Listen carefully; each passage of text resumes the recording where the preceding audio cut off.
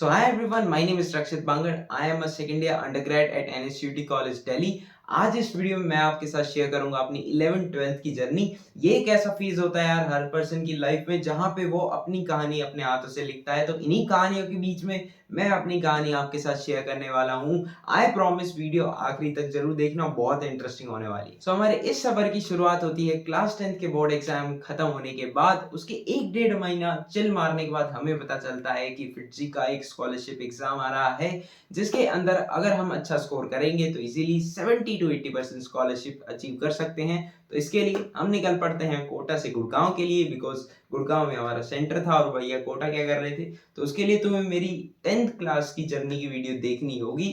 देख रहे हो, पूरी डॉक्यूमेंट्री बना रहा हूँ अपनी लाइफ की। अभी देखना, कॉलेज जब निकलेगा ना उसके बाद पूरे कॉलेज के किस्से भी सुनाऊंगा। खैर, 90% स्कॉलरशिप के साथ फिटजी के अंदर अपना एडमिशन हो जाता है और साथ में 3 भारी भरकम बैचेस बना दिए जाते हैं, जिसके अंदर अपनी प्यारी सी जर्नी की शुरुआत प्यारे प्यारे चैप्टर्स वेक्टर्स काइनेमेटिक्स लॉगरिथम ऐसे ऐसे चैप्टर से हो जाती है, जिसके अंदर स्पेशली वेक्टर्स और काइनेमेटिक्स ने तो मैं बिल्कुल रुला दिया होता हूँ, क्योंकि 11th से पहले 11th की ई भी नहीं पढ़ा था मैंने। तो खैर, अपनी गाड़ी की शुरुआत धीरे धीरे होती है, धीरे धीरे वो ट्रेन ट्रैक पे आने लगती है और साथ में बूस्ट का काम करता है हमारा क्लास 10th के बोर्ड रिजल्ट, जिसके अंदर मेरे आते हैं 96%। देख रहे हो, ऐसा लग रहा है ना कि भाई बहुत बढ़िया रैंक फोड़ेगा।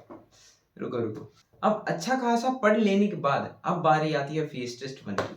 यार ऐसा फेस टेस्ट होता है फिटजी के अंदर जिसकी बेसिस पे बच्चों को फर्दर बैचेस के अंदर डिवाइड किया जाता है, बिकॉज अभी तक इंस्टीट्यूट को ये नहीं पता था कि 11th की कितनी प्रिपरेशन के हिसाब से वो बच्चा कहाँ पे कौन सी पोजीशन डिजर्व करता है। तो इसीलिए हर बच्चे का टारगेट रहता है कि वो टॉप बैच के अंदर एडमिशन ले।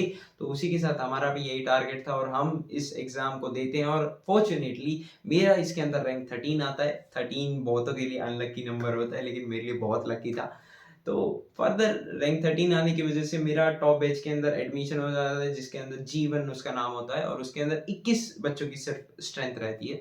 तो उसके अंदर मैं फर्दर अपनी क्लास 11th की प्रिपरेशन को कंटिन्यू करता हूँ और आखिरी में क्लास 11th के एंड आते आते हमेशा हर बच्चे के साथ जनरली होता है कि 2-3 चैप्टर तो ऐसे होते हैं जिसमें लगता है यार इसके अंदर तो जीरो कॉन्फिडेंस है, ये तो मतलब ढंग से मैंने कभी करे ही नहीं है। तो वैसे 1-2 चैप्टर्स तो हमेशा ऐसे रहते हैं, तो उसको कॉम्प्रोमाइज करते करते मैं अगली, जो कि 12th के एंड के बाद होता है एक और फेज, 12th की शुरुआत में एक और फेज टेस्ट होता है, तो उसके लिए मैं प्रिपरेशन चालू कर देता हूँ। अब यार फेज टेस्ट तो दूर की बात, अब हम अपनी इंस्टीट्यूट में भी दोबारा कभी नहीं जा पाए, बिकॉज अब तक एंट्री हो चुकी थी कोरोना की, जिसकी वजह से सारी चीजें ऑनलाइन शिफ्ट हो गई। शुरुआत में तो बिकॉज हमारी छुट्टियों को एक्सटेंड कर दिया गया, बेसिकली कोई क्लासेस नहीं हो रही थी, उसकी वजह से मैं अपने 11th के बैकलॉग्स को कवर कर पाया। लेकिन फिर बाद में जैसे ही ऑनलाइन क्लासेस की शुरुआत होती है, हम पहले ऐसे बैचेस बनते हैं जिसके ऊपर ये ऑनलाइन क्लासेस का एक्सपेरिमेंट किया जाता है। तो शुरुआत में अजीब लगता है कि कैसे टीचर से हम डाउट्स वगैरह पूछें, कैसे टीचर पढ़ाएगा।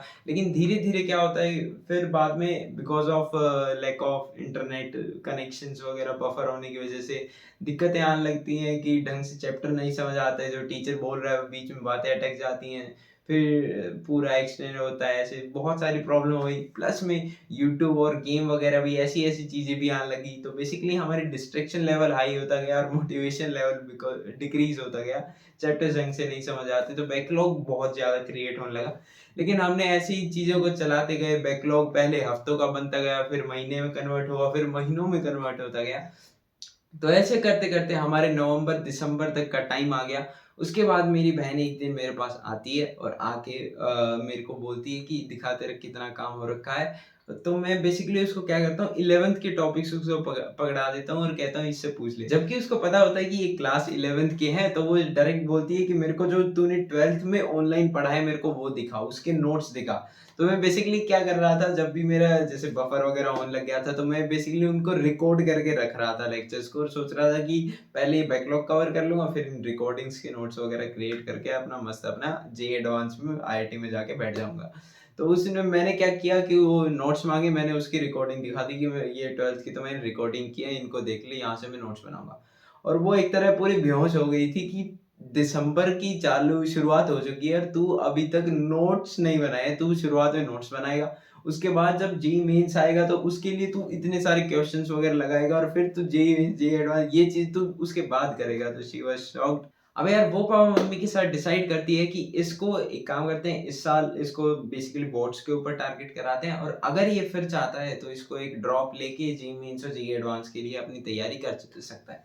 तो बेसिकली जब इनका ये प्लान बना था, सच बताऊं तो 2-3 दिन तो लाइक लिटरली मैं बहुत मूड खराब रहा था कि यार देखो, जिसका सपना जेईई एडवांस तक का रहता है ना, उसको तुम कह रहे हो बोर्ड्स के लिए तैयारी कर ले, वही हो पाएगा तेरे से, तो काफी खराब लगता है वो चीज।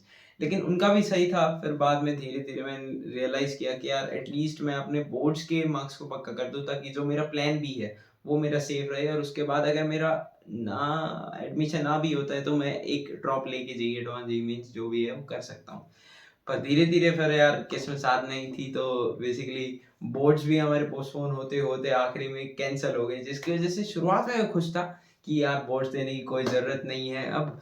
लेकिन फिर धीरे धीरे रियलाइज हुआ कि यार अपना जो प्लान बी था वो तो अपना एक तरह मिट चुका है। अब सिर्फ अगर इतना ही था पहले ही पता होता तो हम दिसंबर से ही जेईई मेंस की मैं ढंग से तैयारी कर लेता, एटलीस्ट 1000 तक मैं खींच पाता, कुछ ना कुछ रैंक लेके आ जाता।